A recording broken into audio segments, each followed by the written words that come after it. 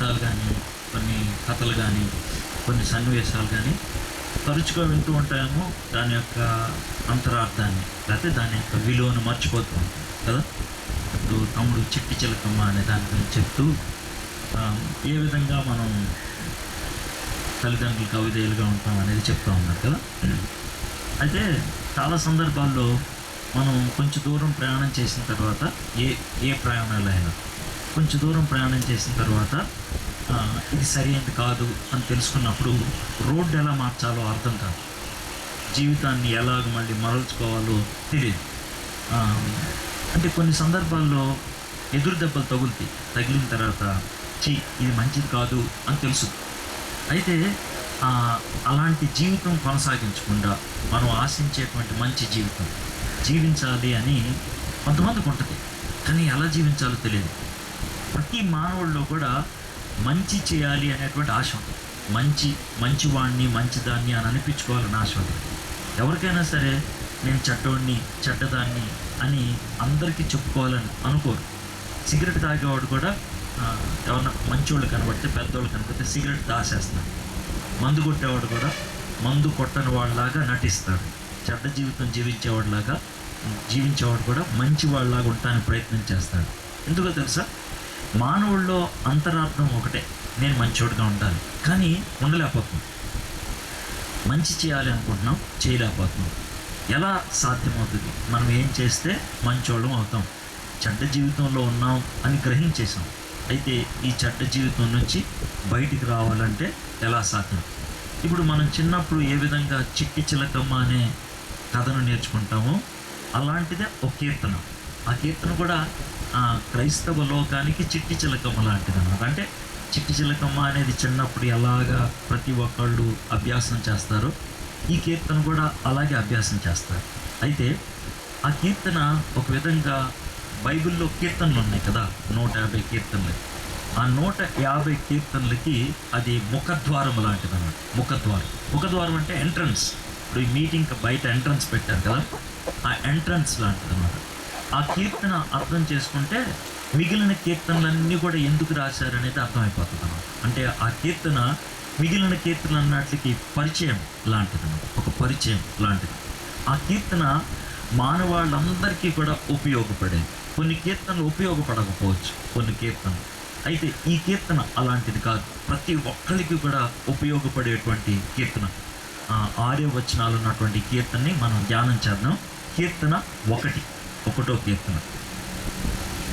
మీరు 1వ కీర్తన అనగానే మీలో కొంతమంది ఏమనుకోవచ్చో తెలుసా, ఇది నాకు చిన్నప్పటి నుంచే తెలుసు ఈ కీర్తన, దీంట్లో మనం నేర్చుకోగలిగేది ఏముంటుంది అనేటువంటి అభిప్రాయం మీకు ఉండొచ్చు. ఒకవేళ అలా అభిప్రాయంతో కూర్చుంటే కనుక మీరు నేర్చుకోలేరు. ఎందుకనంటే ఈ కీర్తన ఎంతో లోతైన భావంతో రాశారు. కాబట్టి ఈ కీర్తనను మనం చదువుకుంటూ దాన్ని ఎందుకు అట్లా రాశారు, దాంట్లోంచి మనం ఏం నేర్చుకోవచ్చు అనే దాన్ని చూద్దాం. ఒక్కొక్క వచనాన్ని మనం చదువుకొని దాంట్లోంచి అనేక పాఠాలు నేర్చుకుంటాం. సరేనా? మొదటి వచనం చదువుతున్నాను చూడండి. దుష్టుల ఆలోచన చొప్పున నడవక, పాపుల మార్గమున నిలువక, అపహాసకులు కూర్చుండు చోటున కూర్చుండక. ఈ మొదటి వచనాన్ని 2-3 కోణాల్లో చూడొచ్చు.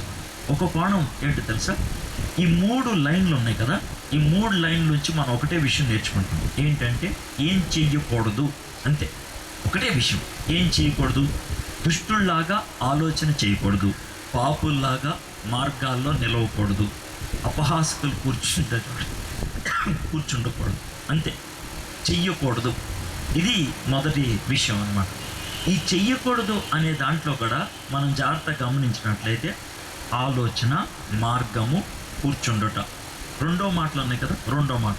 ఓకే, ఆలోచన, మార్గము, కూర్చుండుట. ఈ విధంగా రాసుకుంటూ వచ్చాడు ఈ కీర్తనాకారుడు.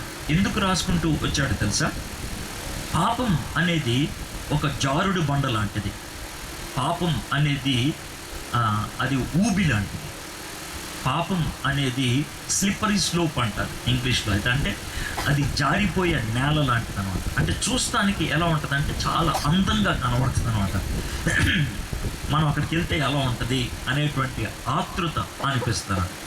అక్కడికి వెళ్ళిన తర్వాత ఇక్కడ కేవలం నడుచుకుంటూ వచ్చాను అంతే కదా అని అనుకుంటాం. జస్ట్ అలా పాస్ అయ్యి వెళ్ళిపోతాను అని అనుకుంటాం.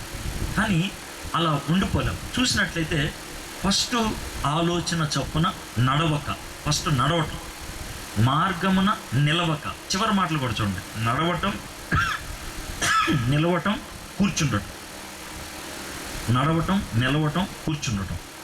ఈ మాటలు చూస్తూ ఉంటే మనకేమర్థమవుతుందంటే పాపం అనేది ముందు ఆలోచనలతో ఆరంభమవుతుంది. ఆ ఆలోచనలే మార్గాలు అయిపోతాయి. ఆ మార్గాలే మన జీవితానికి శీలం అయిపోతాయి. ఇంగ్లీష్లో ఒక సామెత ఉంది,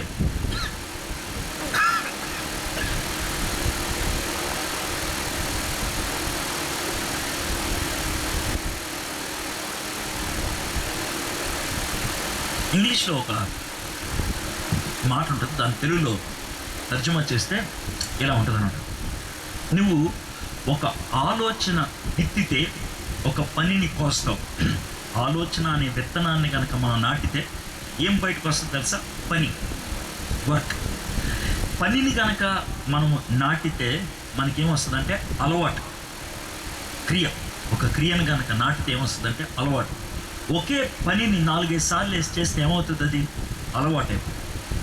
అలవాటును కనుక నాటితే అది మన శీలం అవుతుంది. శీలం, క్యారెక్టర్.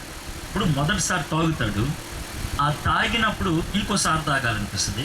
4-5 సార్లు తాగితే కనుక తాగుడు అనేది అలవాటు అయిపోద్ది. తాగుడు అనేది అలవాటైతే కనుక వాడి క్యారెక్టర్ ఏంటంటే తాగుబోతు అనే క్యారెక్టర్ అవుతుంది. అదేనా? ఆ శీలాన్ని కనుక మనం నాటితే వచ్చేదే మన గమ్యం. గమ్యం అంటే ఏంటి? అంతం. ఇప్పుడు ఆలోచన బట్టి మన గమ్యం ఉంటుంది. ఆలోచనలో మార్చుకోగలిగితే గమ్యం మారుతుందన్నమాట. అయితే మనలో చాలామంది ఆలోచనలు మార్చుకోలేం. అందుకనే అన్న సిగరెట్ మానేయాలని ఉందన్నా, సినిమాలు మానేయాలని ఉందన్నా, చెడు తిరుగుడు ఈ పనులు ఎంతకాలం మానేయగలుగుతాం? మానేయలేం. పనులు మానితే జీవితం మానదు. ఉదాహరణకి ఎర్ర గులాబీ చెట్టు ఉందనుకోండి, దానికి ఎప్పుడు ఎర్ర గులాబీ పూలే వస్తాయి. పువ్వులు కోసేస్తే గులాబీ పూలు మారిపోతాయి, ఆ రంగు రావు. పనులు కోసేస్తే తత్వం మారిపోతుందా? మారదు, అస్సలు మారదు. మనం కూడా అలాంటి పరిస్థితులు అని ఉంటాం. మనం పాపం కూడా ఎలా ప్రవేశిస్తుందంటే ఒక్కసారే కదా అని అనుకుంటాం. అదేంటి? ఆలోచనల్లో ఒక పనిలోకి వెళ్తుంది. ఆ పనల్లా అలవాటైపోద్ది. ఆ అలవాటయ్యా శీలం అయిపోద్ది. ఆ శీలమే గమ్యం అయిపోతుంది. కీర్తనాకారుడు కూడా అలాగే రాశాడు, దుష్టుల్లాగా ఆలోచించడం. దుష్టుల ఆలోచన, ఇక్కడ ఒక మాట గుర్తుపెట్టుకోండి. దుష్టుల ఆలోచన అంటే ఆలోచనలు 2 రకాలు. దుష్టుల ఆలోచన అంటే బయట నుంచి వచ్చేది, దుష్ట ఆలోచన అంటే మనలోంచి వచ్చేది. దుష్టుడి ఆలోచన అంటే బయట నుంచి వచ్చేది, దుష్ట ఆలోచన అంటే మనలోంచి వచ్చేది. మొదట పాపపు ఆలోచన బయట నుంచి వస్తుంది. అది స్నేహితుల నుంచి అవ్వచ్చు, లేకపోతే చుట్టూ ఉన్నటువంటి ప్రభావాలను బట్టి అవ్వచ్చు, నువ్వు చూసేటువంటి మీడియాని బట్టి అవ్వచ్చు, ఏదైనా అవ్వచ్చు. బయట నుంచి వస్తుంది. దాన్ని దుష్టుని ఆలోచన అంటారు. ఆ ఆలోచన బయట నుంచి పడేస్తాడు లోనికి. ఆ ఆలోచన బయట నుంచి పడేస్తే మనం ఆ ఆలోచనని నడుచుకుంటూ తీసుకుంటాం. ఆ తర్వాత ఆ ఆలోచనలో నిలబడిపోతే మనము పాపులమవుతాం.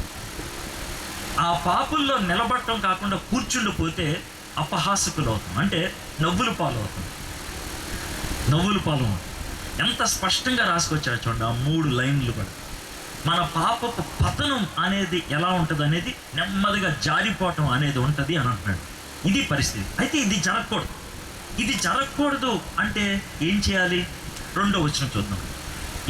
యెహోవా ధర్మశాస్త్రమునందు ఆనందించుచు దివారాత్రము దాన్ని ధ్యానించువాడు ధన్యుడు.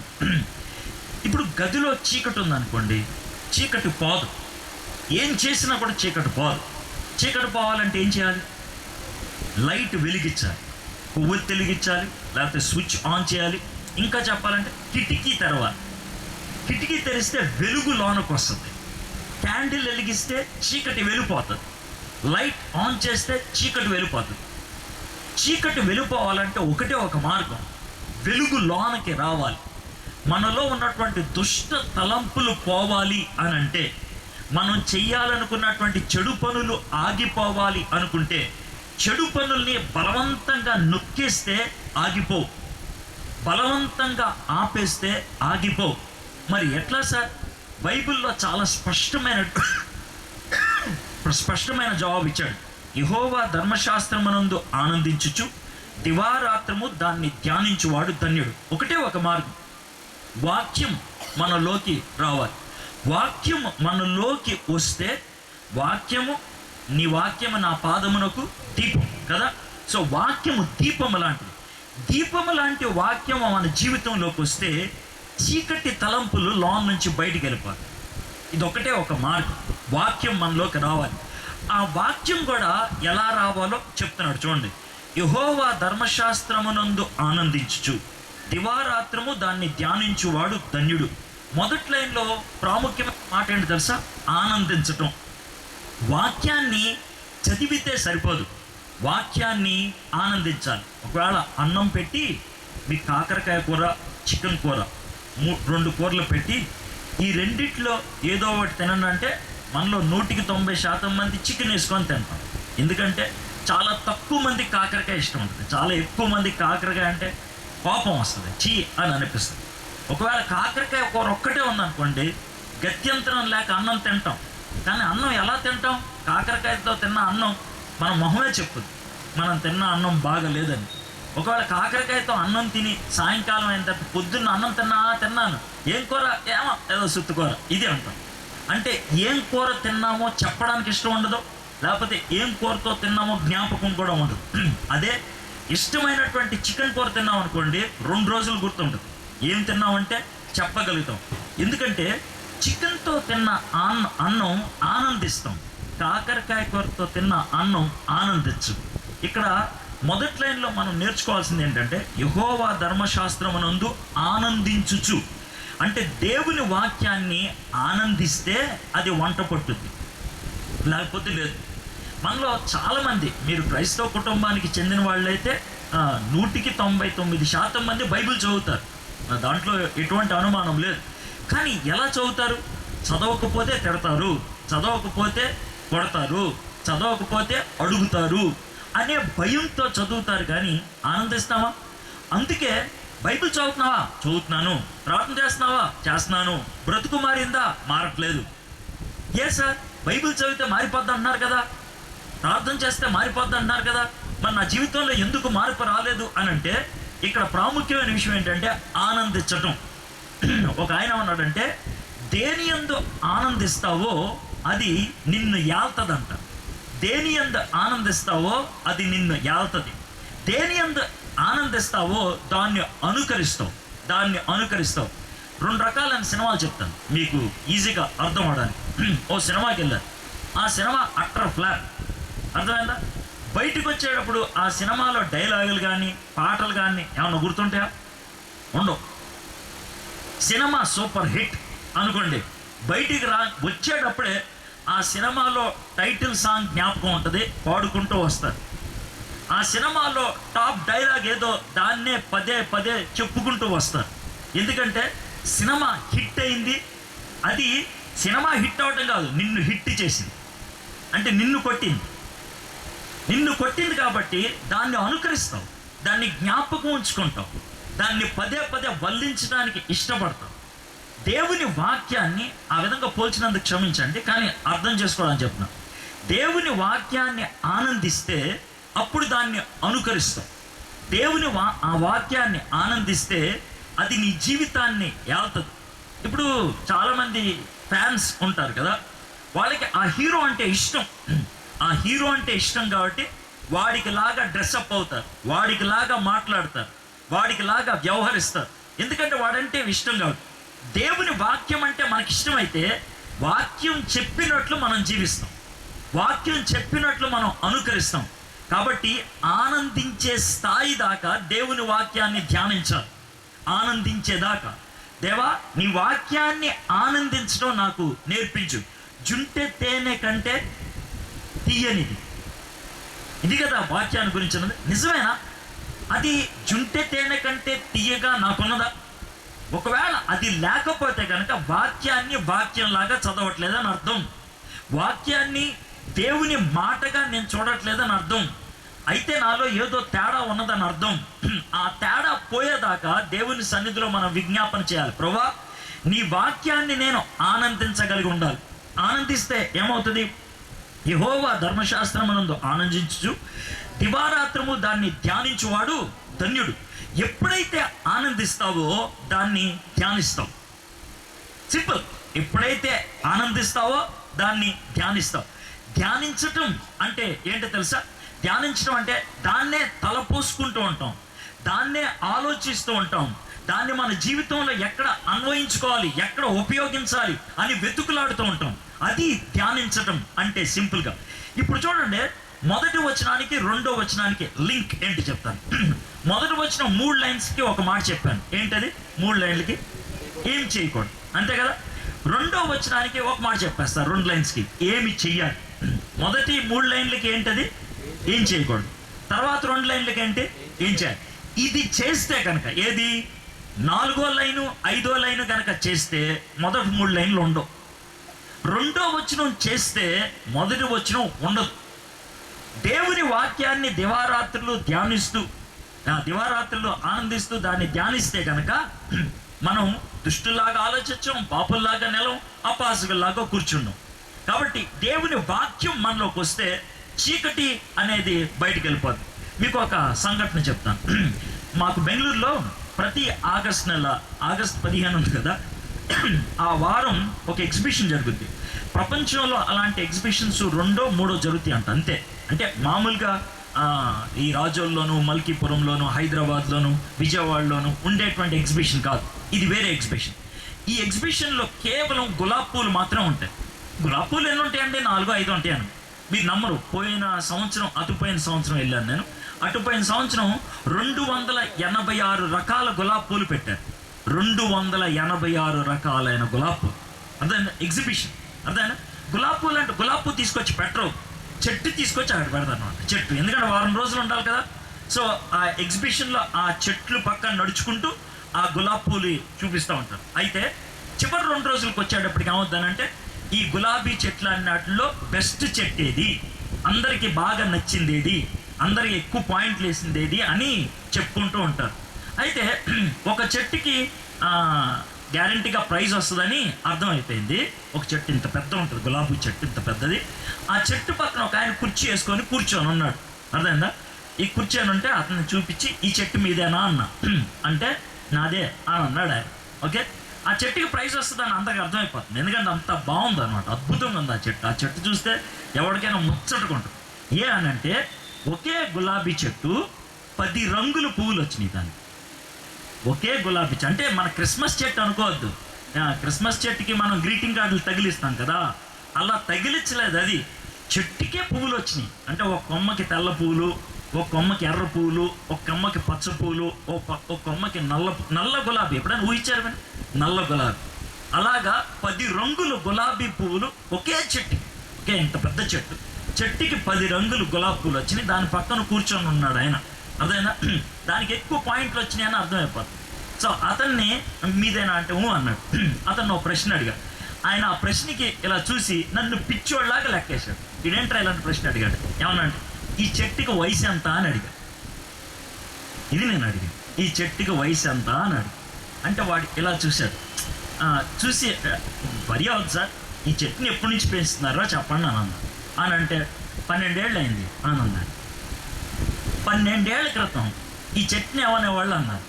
మళ్ళీ విచిత్రంగా చూశారు. అని అంటే, అట్లా కాదు సార్, 12 ఏళ్ల క్రితం ఈ చెట్టుని ఏమనేవాళ్ళు, అప్పుడు ఏమనేవాళ్ళు చెప్పండి అన్న. తెల్ల గులాబీ చెట్టు.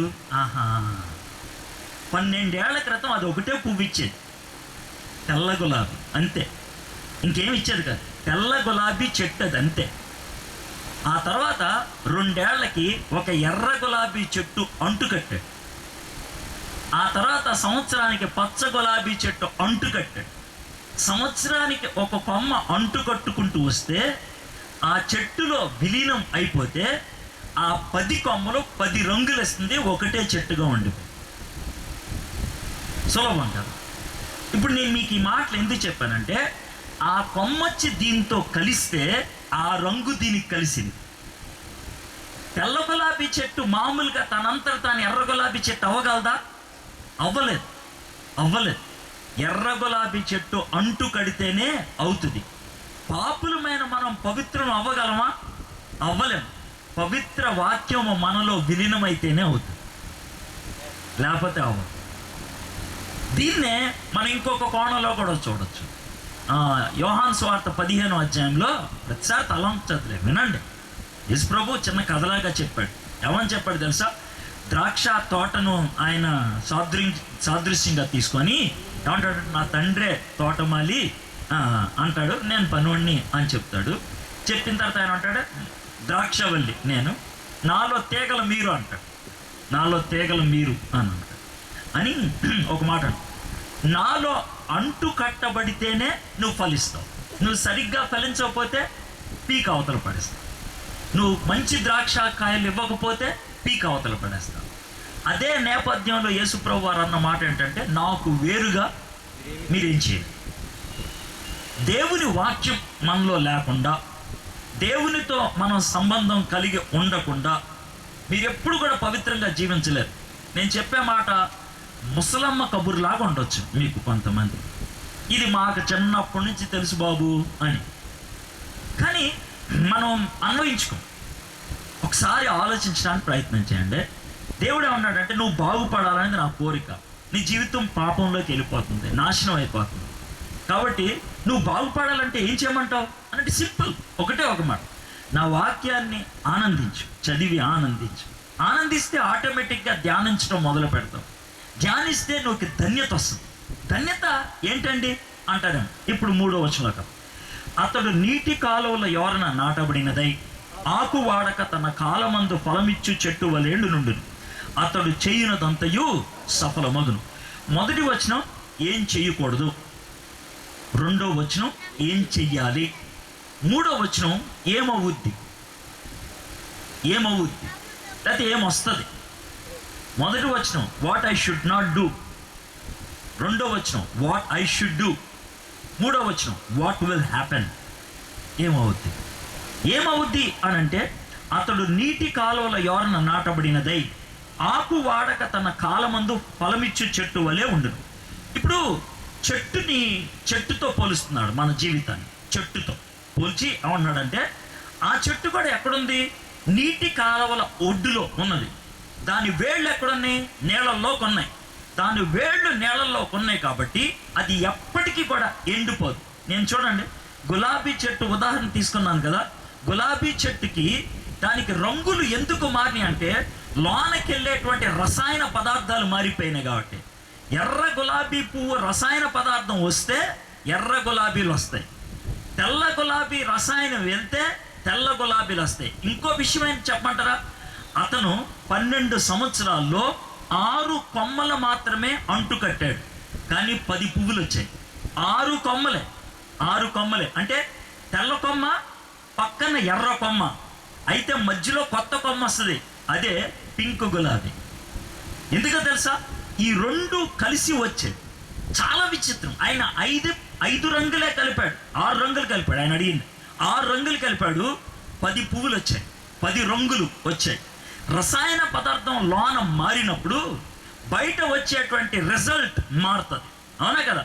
నీటి కాలువల యోరన, కాలువ అనేది ఇక్కడ దేవుని సన్నిధికి, దేవుని వాక్యానికి సాదృశ్యంగా ఉన్నది. నేనిచ్చు నీరు ఎవరైనా తాగితే దప్పికొనరు అని అంటాడు కదా యేసయ్య. నీరు ఇక్కడ దేవుడిచ్చే మాట, దేవుడిచ్చేటువంటి అభిషేకం, దేవుడిచ్చే సన్నిధితో సమానం.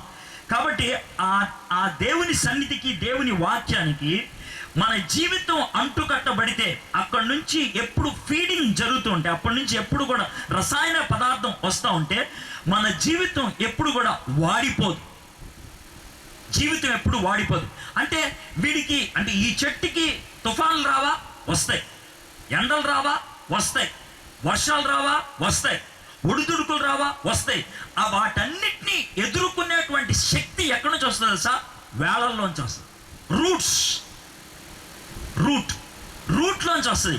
కాబట్టి దేవుడు ప్రాథమికంగా నువ్వు ఫ్రూట్ గురించి కాదని ఆలోచించాల్సింది రూట్ గురించి, ఫలాన్ని గురించి కాదని ఆలోచించాల్సింది నీ వేళ్ళు గురించి. నీ వేళ్ళు ఎక్కడున్నాయి? నీ ఆలోచనలు ఎక్కడున్నాయి? నువ్వు ఎక్కడి నుంచి ఫీడింగ్ చేసుకుంటున్నావు? నీ ఆలోచనలు చెడ్డవి అయితే ఫలాలు చెడ్డయి. నీ రూట్ చెడ్డదైతే కనుక నీ ఫ్రూట్ చెడ్డది. దుష్టుడు అలాగా ఆలోచిస్తే అపహాసకుల్లాగా కూర్చుండిపోతావు నువ్వు అక్కడే. అయితే దేవుని వాక్యములో నుంచి కనుక ఫ్రూట్ నువ్వు రూట్లు తెచ్చుకుంటే, రసాయన పదార్థాన్ని తెచ్చుకుంటే, నీ కాలంలో నువ్వు ఇవ్వాల్సిన ఫలాన్ని ఇస్తావు. నీ కాలంలో నువ్వు ఇవ్వాల్సిన ఫలాన్ని. మన జీవితాల్లో చాలా మంది మనం ఇవ్వాల్సినటువంటి ఫలాన్ని ఇవ్వట్లేదు. మనం ఇవ్వాల్సినటువంటి ఫలాన్ని అంటే, దేవుడు మనం సృష్టించినప్పుడు మన వెనకాల దేవుడి కంటే ఒక ఉద్దేశం అన్నది. దేవుడు ఉద్దేశరహితంగా మనలో ఏ ఒక్కడిని సృష్టించు, ఎవరిని తయారు చేయ. మనందరికీ దేవుడు అంటూ ఒక ఉద్దేశం పెడతాడు. మామిడి చెట్టు ఎండాకాలం కాయలు ఇవ్వాలి, ఆ తర్వాత వర్షాకాలం స్టార్ట్ అవ్వకముందు సీతాఫలం కాయలు ఇవ్వాలి. దేవుడు కాలాన్ని నిర్ణయిస్తాడు. ఆ కాలంలో ఏ ఫలం రావాలో దేవుడు నిర్ణయిస్తాడు. అది దేవుని యొక్క నిర్ణయం. అదే విధంగా నీ జీవితం ఎప్పుడు ఫలించాలి, నీ జీవితం ఎప్పుడు ఫలభరితంగా ఉండాలి, నీ జీవితం ఎలా ఉపయోగపడేదిగా ఉండాలి దేవుడు ఆశించాడు. అయితే మన రూట్స్ దేవుడు ఉంచవలసిన చోట ఉంచకపోతే దేవుడు ఆశించినటువంటి ఫ్రూట్ మనకివ్వదు. అంజూరపు చెట్టు గురించి మీకు తెలుసు కదా. యేసు ప్రభుని అప్పగించడానికి, యేసు ప్రభు చనిపోవడానికి ఒక 2-3 రోజుల ముందు ఆయన వెళ్తూ ఉంటే ఒక అంజూరపు చెట్టును చూశాడు. కాయ ఇవ్వాల్సింది ఇవ్వలేదు. దేవుడికి ఏమొచ్చింది? కోపం వచ్చింది. కోపం వచ్చి దాన్ని ఎండగొట్టేశాడు. నేను ఎందుకని ఈ మాట చెప్తున్నాను తెలుసా? దేవుడు ఒక కాలం ఇస్తాడు. మనం కొబ్బరి చెట్టు వేస్తాం, 5 ఏళ్ళలో కాయలు ఇస్తుందని. 10 ఏళ్ళైనా కాయ ఒప్పతే ఏం చేస్తాం? రే ఇది సారం అంతా తినేస్తుందిరా, స్థలం అంతా పీకబడేస్తుందా, లేపే దీన్ని అని అంటాం. అవునా కదా?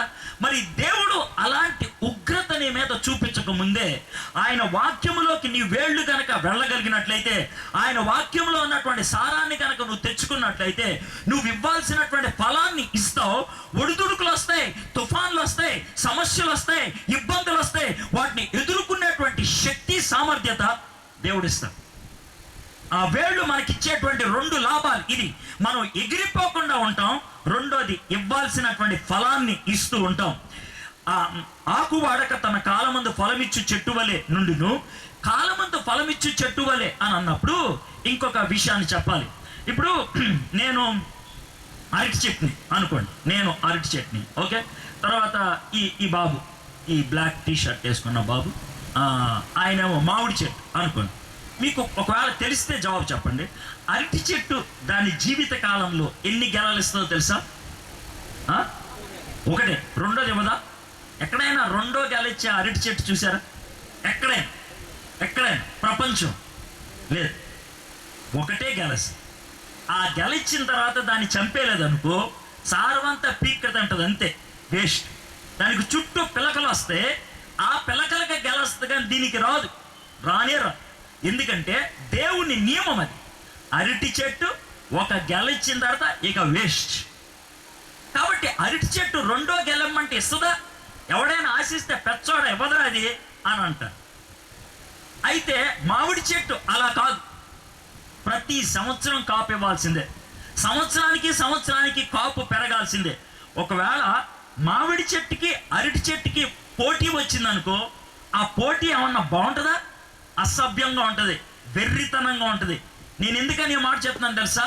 నేనేంటో నాకు తెలిస్తే, ఎదుటి వాడేంటో నాకు తెలిస్తే, వాడెందుకు అలా ఇస్తున్నాడు, నాకెందుకు రావట్లేదు అనే పోటీ ఉంటుందా? ఉండదు. ఫలాల విషయంలో పోటీ ఉండదు, ఆత్మీయ జీవితం విషయంలో పోటీ ఉంటుంది. ఫలాల విషయంలో అస్సలు ఉండదు. ఈ లోకములో పోటీతత్వం ఎక్కువైపోయింది. ఆ పోటీతత్వంతో మన జీవితంలో పవిత్రతను కోల్పోవటం, కక్షలు పెంచుకోవటం, కోపాలు పెంచుకోవటం, ఆడిని నడిచేయాలా, ఈ నడిచేయాలా, వాడికి పోటీగా నేను పెట్టాలా, నీకు పోటీగా వాడికి పెట్టాలా. ఇవి ఎందుకు వస్తుందో తెలుసా? నా కాలం ఏంటో నాకు తెలియదు, వాడి కాలం ఏంటో నాకు తెలియదు. దేవుడితో సంబంధం ఉంటే నా కాలంలో నేను ఇవ్వాల్సిన ఫలాన్ని నేను ఇస్తాను, అంతే. దాన్ని బట్టి నేను ఎక్కువ ఆలోచించను. కొంచెం లోతుగా ఆలోచించాలంటే, బైబిల్లో ఇద్దరు ప్రవక్తల్ని యేసు ప్రభుతో పోల్చారు, పాత నిబంధన ప్రవక్తలతో పోల్చారు. ఒకళ్ళు ఇర్మియా, రెండోది యోనా లాగా ఆయన 3 రాత్రులు 3 పగళ్ళు అంటారు, ఇర్మియా లాగా ఏడ్చే ప్రవక్త అని అంటారు. అయితే వీళ్ళిద్దరి గురించి ఆలోచిద్దాం. యోనా ఒకే ఒక ప్రసంగం చేస్తే 1,20,000 మంది చేతులు ఎత్తారు. ఇర్మియా 40 సంవత్సరాలు వాక్యం బోధిస్తే ఒక్కడు కూడా మార్పు చెందలేదు. ఒకవేళ ఈ లోకరీత్యా ఇర్మియాని యోనాని పక్కన పెడితే ఎవరికి ఎక్కువ చప్పట్లు కొడతారు? యోనాకి. ఎందుకని? 1,20,000 మంది ఒక్క దెబ్బతో మార్పు చెందారని. ఇర్మియా గురించి ఏమంటారు? వేస్ట్ కాడండి బాబు, 40 ఏళ్ళు బోధించాడు, ఒక్కడు కూడా మారు మనసు పొందలేదు. అయితే బైబిల్లో ఎవరికి ఎక్కువ స్థానం ఉంది? యోనా గురించి 47 వచనాలు కలిగిన ఒక పుస్తకం ఉంది.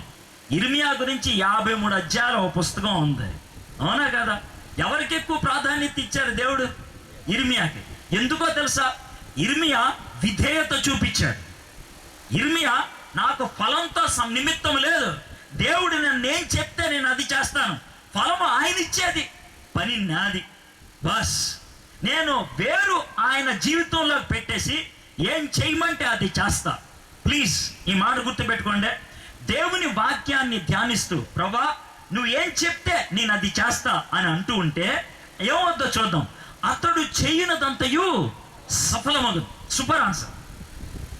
మనము దేవుని వాక్యములో చొచ్చుకుపోయి, మనము దేవునిలో విలీనమైపోయి దేవుని మాట ప్రకారం చేస్తూ ఉంటే పట్టింది బంగారం అవుతుంది. పట్టింది బంగారం. చదువుకునే వాళ్ళు చక్కటి మార్క్స్తో పాస్ అవుతారు. ఉద్యోగం చేసేవాళ్ళు ఎక్సలెంట్ ఉద్యోగస్తులు అవుతారు. యోసేపు ఎక్సలెంట్ ఉద్యోగస్తుడు. డానియల్ ఎక్సలెంట్ మినిస్టర్ అయ్యాడు. మోషే ఎక్సలెంట్ నాయకుడు అయ్యాడు. బైబిల్లో మనుషులు ఎక్సలెంట్గా ఉన్నారు. ఎందుకో తెలుసా? వాళ్ళు దేవునితో కలిసి పనిచేశారు. దేవునితో కలిసి పనిచేసేవాడు ఎవడైనా కూడా ఎక్సలెంట్ అవుతారు. మీరు స్టడీస్లో ఎక్సలెంట్ అవ్వలేకపోతున్నారా? ఉద్యోగాల్లో ఎక్సలెంట్ అవ్వలేకపోతున్నారా? ఈ విషయాన్ని గుర్తుపెట్టుకోండి.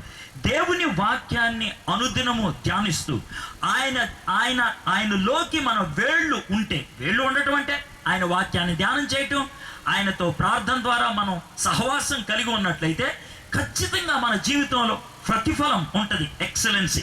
3 వచనాలని. మొదటి వచనం ఏం చేయకూడదు, 2వ వచనం ఏం చేయాలి, 3వ వచనం ఏం వస్తారు, 4వ వచనం దుష్టులు అలాగున ఉండక గాలి చెదరగొట్టు పొట్టు వలె నుందురు. కాంట్రాస్ట్, వైవిధ్యాన్ని చూపిస్తున్నాడు. అయితే దుష్టుడు అలాగుండడు. ఎలాగుండడు? చెట్టులాగుండడు. మరి ఎలా ఉంటాడు? పొట్టులాగుంటాడు. చూడండి కాంట్రాస్ట్. అలా చెట్టుని పక్కన దేంతో కాంట్రాస్ట్, దేంతో ఆయన ఆపోజిట్గా చూపిస్తున్నాడు తెలుసా? పొట్టుతో చూపిస్తున్నాడు. పొట్టుకి చెట్టుకి తేడా ఏంటంటే చెట్టుకి వేళ్ళు ఉంటాయి, పొట్టుకి ఏముండవు. చెట్టుకి గాలి వస్తే గనక గాలిని తీసుకుంటుంది, ఊగుద్ది మహా అయితే, కానీ అక్కడే ఉండిపోద్ది. కానీ పొట్టు అలా కాదు. దాని మీద గాలి వస్తే గాలితో పాటు వెళ్ళిపోతుంది. దానికంటూ స్థిరంగా ఉండే తత్వం ఉండదు. దానికంటూ ఇది నా స్థానం, ఇది నా అభ్యాసం, ఇది నా తత్వం, ఇది నా సిద్ధాంతం, ఇది నా నమ్మకం అని ఉండదు పొట్టుకి. ఈరోజు ఒక సిద్ధాంతం, రేపు ఇంకో సిద్ధాంతం, ఈరోజు ఒక చర్చి, రేపు ఇంకొక చర్చి, ఈరోజు ఒక మీటింగు, రేపు ఒక మీటింగు, ఈరోజు ఒక నాయకుడు, రేపు ఒక నాయకుడు. కనబడిన ప్రతి వాడిని వెంటాడుతూ ఉంటాం. గాలికి చెదరగొట్టు పొట్టు అంటే అది. వాడికి స్థిరమైన సిద్ధాంతం లేదు. ఏం నమ్మాలో తెలీదు. ఏం నమ్ముతున్నారో అంటే ఏమో అందరు నమ్మేదే, తెలీదా నీకు అని అంటాడు. ఇది వాడు ఇచ్చేటువంటి జవాబు. నేను నమ్మేది ఇది, నా సిద్ధాంతం ఇది, దీనికి వ్యతిరేకంగా మాట్లాడితే నేను అంగీకరించను, దీనికి వ్యతిరేకంగా మాట్లాడితే దాని వెంట నేను వెళ్ళను అని ఖచ్చితంగా మనం చెప్పలేం. దీన్నే వెంటాడుకుంటూ ఉంటాం. ఇక్కడ జరుగుతున్నది అదే. మీ సిద్ధాంతం ఎలా ఉంది? వేళ్ళున్నటువంటి సిద్ధాంతమా, వేళ్ళు లేని సిద్ధాంతం? వేళ్ళు లేని సిద్ధాంతం అంటే గాలికి చెదరగొట్టు పొట్టు వలె ఉంటారు. గాలికి చెదరు. అది అవిశ్వాసుల్లోనే కాదు, చాలా మంది విశ్వాసుల్లో కూడా ఇది జరుగుతూ ఉంటుంది. అందుకే షీప్ స్టీలింగ్ అంటారు. షీప్ స్టీలింగ్ అంటే తెలుసా? గొర్రెల్ని ఎత్తుకెళ్ళిపోవడం అంటే ఎవడైనా వలలు దేంట్లో వేస్తారు? చెరువులు వేస్తారు, వలల్ని కాలువల్లో వేస్తారు, లేకపోతే సముద్రంలో వేస్తారు. కొంతమంది వలలు ఎక్వేరియంలో వేస్తారు. ఎక్వేరియం అంటే ఇంట్లో చేపలు పెంచుకుంటారా? దాంట్లో ఎవడన్నా వల వేస్తాడా? దాంట్లో ఎవడన్నా గేలం వేస్తాడా? వేస్తారు. ఎందుకు గేలం వేస్తారో తెలుసా? మన చర్చిల్లో కొంతమంది అలాంటి వాళ్ళు ఉంటారు. ఎలాంటి వాళ్ళు? వాడికి సిద్ధాంతం ఏంటో తెలియదు, ఆ చర్చిలో ఉన్నటువంటి ప్రాముఖ్యమైనటువంటి విశ్వాస ప్రమాణం ఏంటో తెలియదు. అందుకే తప్పుడు బోధకులు వచ్చినప్పుడు, తప్పుడు విషయాలు బోధించే వాళ్ళు వచ్చినప్పుడు వీళ్ళు గాలికి చెదరగొట్టు పొట్టు వలె ఉంటారు. ప్లీజ్, అందుకనే చిన్న వయసులో ఉన్నప్పుడే దేవుని వాక్యాన్ని పఠించడం నేర్చుకోండి. వాక్యాన్ని చదువుకుంటే, వాక్యాన్ని ధ్యానిస్తే కనుక మనం వేళ్ళు తన్ని బ్రతకగలుగుతాం. సార్ నేను కూడా బైబిల్ చదువుతున్నాను సార్, కానీ నాకేమి ఎక్కట్లేదు అని అంటారు. బహుశా బైబిల్ ఎలా చదవాలి, బైబిల్ ఎక్కడ మొదలు పెట్టాలి బహుశా మీకు తెలియదేమో. అయితే చిన్న పాఠం చెప్తానే, చాలా సులభమైనటువంటి పద్ధతి. ఆదికాండం నుంచి మొదలు పెట్టారనుకోండి, మీకు బుర్ర తిరిగిపోద్ది, ఎక్కదు. 5-6 అధ్యాయాలకు వచ్చేప్పటికే మానేస్తారు. ఒకవేళ నిజంగా మీరు చక్కగా బైబిల్ చదువుకోవాలి అని అనుకుంటే, ఒకవేళ రేపటి నుంచి మొదలు పెట్టాలంటే రోజుకొక అధ్యాయం చొప్పున 1 యోహాను పత్రిక చదవటం మొదలు పెట్టండి. 1 యోహాను పత్రిక 5 అధ్యాయాలు, 5 అధ్యాయాలు. రోజుకొక అధ్యాయం చొప్పున 5 రోజులు చదువుతారు కదా, 5 రోజులు 5 సార్లు చదవండి. 5 సార్లు అంటే ఏంటి? మొదటి రోజు 1 అధ్యాయం, రెండో రోజు 2, మూడో రోజు 3, నాలుగో రోజు 4, 5 రోజు 5, ఆ తర్వాత మళ్ళీ 1. అలాగా 5 సార్లు చదవండి. 25 రోజులు పట్టుద్ది. 25 రోజులు ఒకటే పత్రిక చదువుతారు. ఏ పత్రిక? 1 యోహాను పత్రిక. యోహాను సువార్త కాదు, 1 యోహాను పత్రిక. చివరి ఉంటుంది. 105 వచనాలే ఉంటాయి, 5 అధ్యాయాలు ఉంటాయి. 5 సార్లు చదవండి.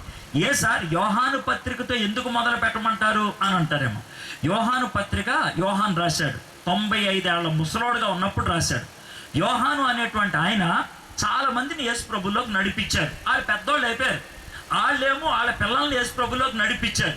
అంటే యోహాను మనవాళ్ళు అనమాట, వాళ్ళు ఆత్మీయంగా మనవాళ్ళు అంటాళ్ళు అనమాట. అర్థమైందా? అయితే యోహాను వాళ్ళకి సువార్త చెప్పలా.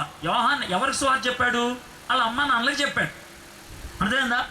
వాళ్ళ మనవాళ్ళు ఉంటారే, వాళ్ళు వచ్చి అది యేసు ప్రభు దేవుడు అంటావా? యేసు ప్రభులో ఉంటే పాపం చేయకుండా ఉండగలమా? మనకి రక్షణ ఉందా?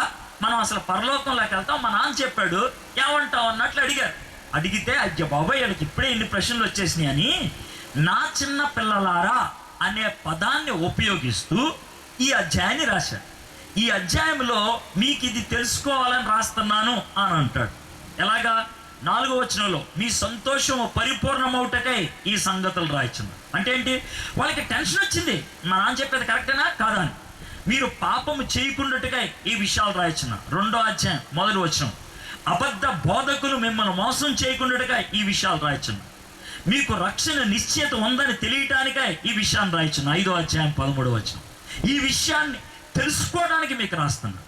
కాబట్టి 5 అధ్యాయాలు కనుక చదివితే 4 ప్రశ్నలకి జవాబు దొరుకుద్ది. ఎలాగా? విశ్వాసిగా సంతోషంగా జీవించాలంటే ఎలా? 2వది, పాపం చేయకుండా జీవించాలంటే ఎలా? 3వది, దొంగ బోధలకు పడిపోకుండా ఉండాలంటే ఏం చేయాలి? 4వది, నాకు రక్షణ నిశ్చయిత ఉంది, చచ్చిపోతే పరలోకంలోకి వెళ్తానని తెలియాలంటే ఏం చేయాలి? ఈ 4 విషయాలు తెలియడానికి ఈ 5 అధ్యాయాలు చదివితే అర్థమైపోతుంది. ఇది కిండర్ గార్డెన్ అంటే మనం స్కూల్లో జాయిన్ అప్పుడు LKG UKG అంటామే, అది అయిపోద్ది అనమాట ఈ 5 అధ్యాయాలు చదివితే. ఇది చదివిన తర్వాత మార్కు సువార్త చదవండి. మార్కు సువార్తకి 16 అధ్యాయాలు. మార్కు సువార్త 16 అధ్యాయాలు 2 సార్లు చదవండి, 32 రోజులు అవుతుంది. ఇందాక పుస్తకం ఎంత? 25, ఇది 32. మార్కు సువార్త అన్ని సువార్తల్లో చిన్నది. యేసు ప్రభు యొక్క జీవితం సంక్షిప్తంగా నేర్చుకోవడానికి బాగుంటుంది అనమాట. అందుకనే ఫాస్ట్గా యేసు ప్రభు జీవితం ఏంటో తెలిసిపోతుంది. 32 అంటే 2 సార్లు చదవడం బట్టి. ఇది అయిపోయిన తర్వాత కొంచెం లెవెల్ పెరిగింది. మీరు ఇప్పుడు 2వ క్లాస్కి వచ్చేసారు. 2వ క్లాస్కి వచ్చారు కాబట్టి కొంచెం కష్టంగా ఉంటుంది. కానీ ఈ 2 పుస్తకాలు చదివేటప్పటికి మీకు లెవెల్ పెరిగింది కాబట్టి ఎఫెసీయులకు రాసిన పత్రిక 6 అధ్యాయాలు ఉంటాయి. ఎఫెసీయులకు రాసిన పత్రిక 6 అధ్యాయాలు 5 సార్లు చదవండి. ఇది కూడా 5 6 30 4 రోజులు పట్టు. ఈ ఎఫెసీయులకు రాసిన పత్రిక 2 భాగాలు. మొదటి 3 అధ్యాయాల్లో మన సిద్ధాంతం ఏంటి, మనం నమ్మేది ఏంటి. చివరి 3 అధ్యాయాల్లో మన కర్తవ్యం ఏంటి. కర్తవ్యం అంటే మనం ఏం చేయాలి. మన సిద్ధాంతం, మన కర్తవ్యం, మన నమ్మకం, మన నడవడి. ఆ విధంగా 6 అధ్యాయాలు 2 భాగాలుగా విభజించబడ్డాయి. అంటే ఈ 3 పుస్తకాలు అయ్యేటప్పటికి ఎన్ని నెలలు అవుద్ది? 3 నెలలు అయిపోద్ది. ఈ 3 నెలలు అయ్యేటప్పటికి మీరు విశ్వాస జీవితంలో 5వ క్లాస్కి వచ్చేస్తారు. అప్పుడు బైబిల్లో ఏ పుస్తకం చదివినా టెన్షన్ ఉండదు.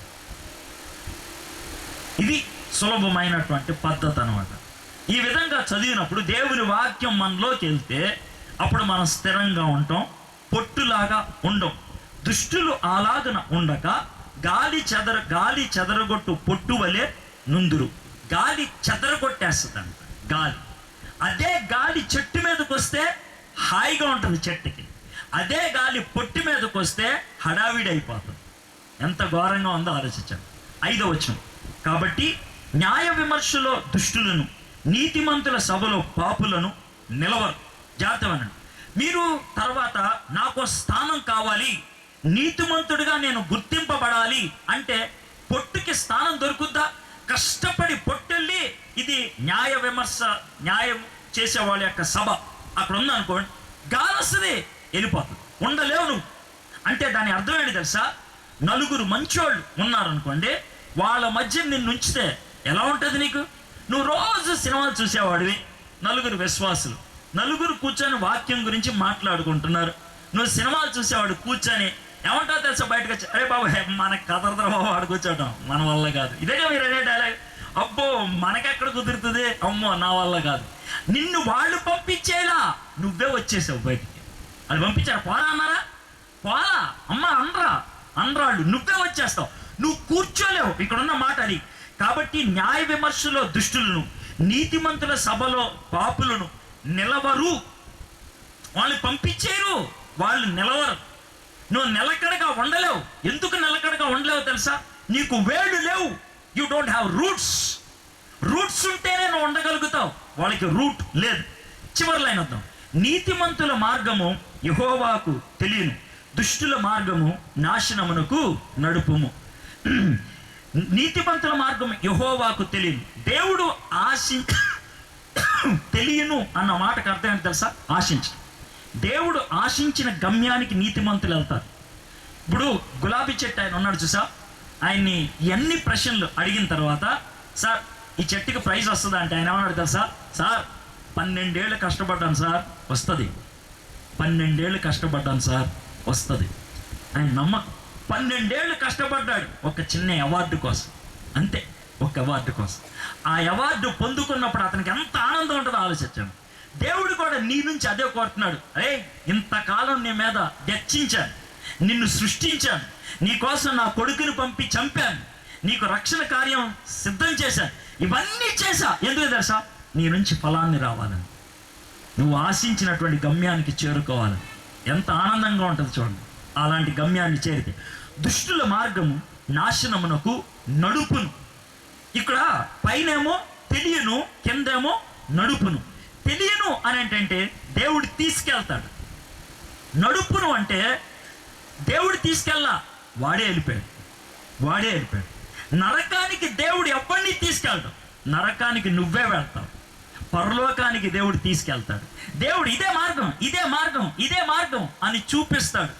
నరకానికి నువ్వు మార్గాన్ని వెతుక్కుంటూ వెళ్తావు, నువ్వే వెళ్తా ఉంటావు. అయితే మొదటి లైన్ చూడండి, మొదటి లైన్ దుష్టుల ఆలోచన చొప్పున నడవక, అది కదా. లాస్ట్ లైన్ చూడండి, దుష్టుల మార్గము నాశనమునకు నడుపును. అయితే జాగ్రత్త వినండి, మొదటి లైన్లో ఉన్నది ఆలోచన, చివరి లైన్లో ఉన్నది నరకం, గమ్యం. నీ ఆలోచన ఏదైతే నీ గమ్యం అదవుతుంది. నీ ఆలోచన ఏదైతే నీ గమ్యం అదవుతుంది. కాబట్టి నేను ఇక్కడ పనుల గురించి మాట్లాడుతున్నా, క్రియల గురించి మాట్లాడుతున్నా, ఆలోచనల గురించి మాట్లాడుతున్నాను. ఆలోచనల్ని ప్రభావితం చేసేది ఏదైనా సరే, మన ఆలోచనల్ని ప్రభావితం చేసేది ఏంటి తెలుసా? సినిమాలు. మన ఆలోచనల్ని ప్రభావితం చేసేది ఏంటి తెలుసా? ఇంటర్నెట్. మన ఆలోచనల్ని ప్రభావితం చేసేది తెలుసా? మన చుట్టూ ఉన్నటువంటి కల్చర్. ఈ కల్చర్ని, ఈ సినిమాని, ఈ మీడియాని, మన ఫ్రెండ్స్ మనల్ని ప్రభావితం చేస్తూ ఉంటారు. ఆ ప్రభావాన్ని అధిగమించాలంటే దాన్ని అధిగమించే శక్తి లోన ఉండాలి. అదే 2వ వచనం, యెహోవా ధర్మశాస్త్రమునందు ఆనందించు, దివారాత్రులు దాన్ని ధ్యానించువాడు ధన్యుడు. ఎవరన్నా పిల్లలు పుడితే మొదటి 3 నెలల్లో 17 రకాలైన టీకాలు వేస్తాడు. 17 రకాలైన టీకాలు లేకపోతే జబ్బులని ఎదుర్కొనేటువంటి శక్తి శరీరానికి లేక జబ్బులు వచ్చి చచ్చిపోతారు. అవునా? నాకు Note 3 మొబైల్ ఫోన్ ఉంది, శాంసంగ్. ఎప్పుడు ఇంటర్నెట్ ఆన్ ఉంటుంది, ఎప్పుడు కూడా ఇంటర్నెట్ ఆన్ ఉంది కాబట్టి ఎప్పుడు వైరస్ రావడానికి అవకాశం ఉంటుంది. కానీ నాకు ఎప్పుడు వైరస్ రాదు. ఎందుకో తెలుసా? నా దాంట్లో యాంటీ వైరస్ ఎప్పుడు అప్డేటెడ్ ఉంటుంది. ప్రతిరోజు అప్డేట్ అవుతుంది. అందుకనే నా దాంట్లో ఒక వైరస్ రాదు. పిల్లలకి టీకాలు ఇస్తే వాళ్ళకి జబ్బులు రావు. ఎందుకంటే టీకాలు జబ్బులని అధిగమించే శక్తి ఉంటుంది. అదేవిధంగా దేవుని వాక్యము మన జీవితానికి యాంటీవైరస్ లాంటిది. దేవుని వాక్యము మన జీవితానికి టీకా లాంటిది. అది లోన ఉంటే బయట చేసే అన్నీ ఉంటాయి, అయితే అవి లోనకే రావు. ఎందుకు రావంటే లోన అది ఉంది. నేను పాపము చేయకుండానట్లు నీ వాక్యము నా హృదయంలో దాచుకున్నానంటాడు 119 కీర్తన 12వ వచనంలో. నేను దాచుకున్నా. నువ్వు దేవుని వాక్యాన్ని దాచుకుంటే, దేవునితో నీ జీవితం విలీనం అయితే నువ్వు దుష్టుల్లాగా ఉండవు, నువ్వు చెట్టులాగా ఉంటావు, ధన్యుడివి అవుతావు. నీ జీవితంలో అలాంటి ధన్యత ఉన్నదా? ఒకవేళ ధన్యత ఉంటే ప్రైజ్ ద లార్డ్. ఒకవేళ ధన్యత లేకపోతే దేవుడు ఈరోజు ఈ మాటలు నీకు ఎందుకు వినిపిస్తున్నాడు తెలుసా? నువ్వు ఆ విధంగా ధన్యుడివి ధన్యురాలు అవ్వడానికని 2 ఇచ్చాను నీకు. ఏమేమి ఇచ్చావు ప్రభా నాకు అని అంటే, 1 నా కుమారుణ్ణి ఇచ్చా. ఎందుకు? నిన్ను పవిత్రునిగా చేయడానికి. 2 నా వాక్యాన్ని ఇచ్చా. ఎందుకు? ఆ పవిత్రతను కాపాడుకోవడానికి. 1 నా కుమారుణ్ణి ఇచ్చా నిన్ను పవిత్రునిగా చేయడానికి. 2 నా వాక్యాన్ని ఇచ్చా ఆ పవిత్రతను కాపాడుకోవడానికి. అయితే మొదటి పని జరిగిందా? యేసయ్యని మన సొంత రక్షకుడిగా అంగీకరించామా? తెల్ల గులాబీ చెట్టే, దానికి ఎర్ర గులాబీ చెట్టు అంటు కట్టబడిందే, అది జరగాలి. యేసయ్య మన జీవితంలోకి రావాలి. యేసయ్య నా హృదయంలోకి రా అని అడగాలి. అది అడిగితే గనక అప్పుడు యేసయ్య ఏ ఫలాన్నైతే ఇస్తాడో ఆ ఫలాన్ని మనం ఇవ్వటం మొదలు పెడతాం. యేసయ్య ఎలా వ్యవహరిస్తాడో మనం ఆ విధంగా వ్యవహరించడం మొదలు పెడతాం. యేసయ్య మన జీవితంలోకి రావాలి. యేసయ్య మీ జీవితంలోకి వచ్చారా? యేసయ్యని మీరు సొంత రక్షకుడిగా అంగీకరించారా? ఒకవేళ ఇప్పుడు దాకా అంగీకరించకపోతే ఆ పని చేస్తారా? మీరు క్రైస్తవులై ఉండొచ్చు, చర్చ్కి వెళ్ళే వాళ్ళు అయి ఉండొచ్చు, క్విజ్లో ఫస్ట్ మార్కులు తెచ్చుకునే వాళ్ళు అయి ఉండొచ్చు. అయినప్పటికీ కూడా యేసు ప్రభు లేనటువంటి జీవితాన్ని జీవిస్తూ ఉన్నారేమో. ఒకవేళ అలాంటి జీవితాన్ని జీవిస్తుంటే యేసయ్య నా హృదయంలోకి రా అని అడుగుదాం. 2ది, యేసు ప్రభుని సొంత రక్షకుడిగా అంగీకరించిన వాళ్ళు అయి ఉండొచ్చు. అయితే మీకు ఈ విషయం ఉందా? దేవుని వాక్యాన్ని అనుదినము ధ్యానించి ఆ పవిత్రతను కాపాడుకునేటువంటి పరిస్థితి ఉన్నదా? అనుదినము ధ్యానించి. ఒకవేళ అలాంటి పరిస్థితి లేకపోతే ఈరోజు ఒక నిర్ణయం తీసుకుంటారా? ప్రభా, ప్రతి దినము నీ వాక్యం ధ్యానం చేస్తాను ప్రభా. ఉదయాన్నే యాంటీవైరస్ నా బాడీలోకి ఎక్కించుకుంటాను ప్రభా. ఉదయాన్నే నా జీవితానికి ఒక టీకా వేసుకుంటాను ప్రభా. రోజంతా ఆ టీకా పనిచేస్తుంది, రోజంతా ఆ యాంటీవైరస్ పనిచేస్తుంది, రోజంతా నా జీవితం శుభ్రంగా ఉంటుంది. చుట్టూ మలినమైనటువంటి లోకం, చుట్టూ ప్రభావాలు కలిగినటువంటి లోకం, కానీ దాన్ని అధిగమించే రూట్స్ నాలో ఉంటే, దాన్ని అధిగమించే శక్తి నాకుంటే, దాన్ని ఎదుర్కొనేటువంటి దమ్ము నాకుంటే నేను ధైర్యంగా ఉండగలుగుతాను. ఈ 2 నిర్ణయాలు మనం తీసుకుందామా? ఒకవేళ యేసు ప్రభుని ఇప్పుడు దాకా అంగీకరించిన వాళ్ళు ఉన్నట్లయితే ఈ మధ్యాహ్నం, ప్రభా నేను పాపపు జీవితంలో ఉన్నాను, అయితే దాంట్లోంచి ఎలా బయటికి రావాలో అర్థం కాలేదు, ఇప్పుడు అర్థమైంది ప్రభా, నిన్ను నా సొంత రక్షకుడిగా అంగీకరించాలి, నీ వాక్యాన్ని ధ్యానం చేయాలి. ప్రభా, ఈరోజు నా హృదయంలోకి నిన్ను రమ్మని అడుగుతున్నాను అని ప్రార్థన చేస్తావా? ఆయన నిన్ను క్షమిస్తాడు. ఆయన ఎటువంటి వ్యక్తినైనా క్షమించడానికి సమర్థుడు, ఇష్టపడేటువంటి వాడు. 2ది, మారు మనసు పొందిన వాళ్ళు ఉన్నట్లయితే నీ వాక్యాన్ని అనుదినము ధ్యానిస్తాను ప్రభా అనే మాట మనం ఉపయోగించగలుగుతాం. తల వంచండి, కళ్ళు మూసుకోండి, చిన్న ప్రార్థన చేసుకొని ముగించుకుందాం. తల వంచుకొని కళ్ళు మూసుకున్నప్పుడు మీరు వినినటువంటి వాక్యాన్ని బట్టి ఈ 2 నిర్ణయాల్లో ఏ నిర్ణయాన్ని మీరు తీసుకోవాలో ఆలోచించండి. మొదటిది, యేసు ప్రభుని ఇప్పుడు దాకా అంగీకరించలేదా? ఈరోజు మీరు యేసు ప్రభుని అంగీకరించండి. దుష్టుల్లాగా ఆలోచించకూడదు అనుకుంటున్నారు, పాపుల్లాగా వ్యవహరించకూడదు అనుకుంటున్నారు, మంచోడు అవ్వాలనుకుంటున్నారు. ఎలా అవ్వాలనుకుంటున్నారు? 1, ముందు మనం అంటు కట్టబడాలి. యేసయ్య మన జీవితంలోకి రావాలి. యేసయ్య నువ్వు ముందు నా జీవితంలోకి రా. తెల్ల గులాబీ చెట్టుకే ఎర్ర గులాబీ చెట్టు అంటు కట్టేసేయాలి. పాపపు జీవితంలోకే యేసయ్య వచ్చేసేయాలి. అంతే, యేసయ్యే రావాలి. యేసయ్య మనం బాగుపడిన తర్వాత రాడు, మనల్ని బాగు చేయటానికి వస్తాడు. నీ జీవితం ఇప్పుడు చెడ్డదా? నీ జీవితం పాడైపోయిందా? అయినప్పటికీ యేసయ్య నా జీవితంలోకి రానడు, వచ్చేస్తాడు. యేసయ్య ఎటువంటి జీవితంలోకైనా రావడానికి ఇష్టపడుతున్నాడు. యేసయ్య పశువుల పాకలో పుట్టాడు కదా, పశువుల పాక శుభ్రంగా ఉంటుందా? మంచి వాసన వస్తుందా? అక్కడంతా అశుద్ధం ఉంటుంది, పేడ ఉంటుంది, గేదెల యొక్క ఉచ్చలు ఉంటాయి. అయినప్పటికి కూడా యేసయ్య అక్కడ పుడతానికి ఇష్టపడ్డాడు. యేసయ్య నీ హృదయంలోకి రావడానికి ఇష్టపడుతున్నాడు. నువ్వు అనుమతిస్తే నువ్వు అంగీకరిస్తే యేసయ్యా నా హృదయంలోకి రా అని అడగండి. మీలో ఎవరన్నా అలాంటి నిర్ణయం తీసుకునే వాళ్ళు ఉన్నారా? ఉంటే ప్రార్థన చేయండి. యేసయ్యా నా హృదయంలోకి రా, నా జీవితాన్ని మార్చు ప్రభా. నేను ఈ రోజు నుంచి మంచి వ్యక్తి అవ్వాలనుకుంటున్నాను ప్రభా. ఈ రోజు నుంచి మంచి వ్యక్తిగా జీవించాలని ఆశపడుతున్నాను ప్రభా. మనస్ఫూర్తిగా చిన్న ప్రార్థన చేయండి. దేవుడు మీ ప్రార్థన ఆలకిస్తాడు. ఒకవేళ ఈ ప్రార్థన ఇదివరకే చేశారా? ప్రభా, నేను పవిత్రంగా జీవించాలనుకుంటున్నాను, కొనసాగలేకపోతున్నాను, ముందుకు వెళ్ళలేకపోతున్నాను ప్రభా. ఈరోజు అర్థమైంది నీ వాక్యాన్ని ఎలా చదవాలో, ఏం చదవాలో అర్థమైంది ప్రభా. రేపటి నుంచి నేను ప్రతిరోజు నీ వాక్యం ధ్యానం చేసుకుంటాను ప్రభా. నీ వాక్యంలో నేను ఎదుగుతాను ప్రభా. ఆ రెండో నిర్ణయం తీసుకుంటారా? అది తీసుకోండి. ప్రతి ఒక్కళ్ళు చిన్న ప్రార్థన చేయండి. అది నా కోరిక. ప్రభా, నువ్వు మాతో మాట్లాడు ప్రభా. ఇంకా ఈరోజు రేపు కూడా దేవుని వాక్యం ద్వారా మనతో దేవుడు మాట్లాడనే ఉన్నాడు. చిన్న ప్రార్థన చేసుకుని ముగించుకుందాం. మా దేవా, మా ప్రభా, మీకు వందనాలు, మీకు స్తుతులు, మీకు స్తోత్రాలు చెల్లిస్తున్నాం. నీ వాక్యం ద్వారా ప్రభా మేము పవిత్రంగా అవ్వటం ఎలాగా, పవిత్రంగా జీవితం కొనసాగించడం ఎలాగా, కీర్తన 1 నుంచి మీరు మాకు నేర్పించిన పాఠానికే మీకు వందనాలు. ఈ పాఠాన్ని మా జీవితంలో అన్వయించుకోవడానికి సహాయం చేయమని యేసయ్య నామములో ప్రార్థన చేయించున్నాం తండ్రి. ఆమేన్.